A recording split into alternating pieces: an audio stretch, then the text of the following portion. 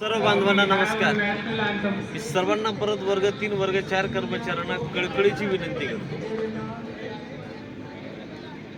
ज्याप्रमाणे आपण स्वतंत्र झालो, या स्वतंत्र देशात राहतो, परंतु अजूनही या देशातला काम करू कर्मचारी स्वतंत्र नाही आणि आपण आदिवासी विकास विभागातले तर नाहीच नाही. म्हणून तुम्हाला तुमचा हक्क मागायचा असेल तर तो हक्क कसा मागावा हे तुम्हाला माहीत आहे. म्हणून तुम्हाला मी विनंती करतो की आपला न्याय हक्क मागण्याची वेळ ही बरोबर आलेली आहे.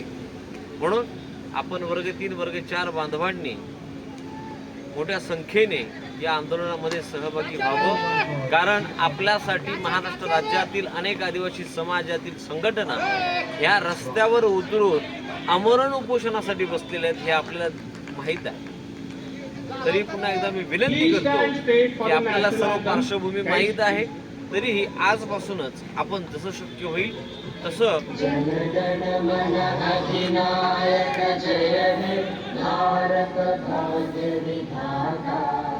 पंजाब सिंध गुजरात मराठा द्राविड उत्कल गंगा विंध्य हिमाचल यमुना गंगा उज्जल जलधि तरंगा तव शुभ नामे जागे तव शुभ आशीष मागे गाहे तव जय गाथा जन गण मंगलदायक जय हे भारत भाग्य विधाता जय हे जय हे जय हे जय जय जय जय हे.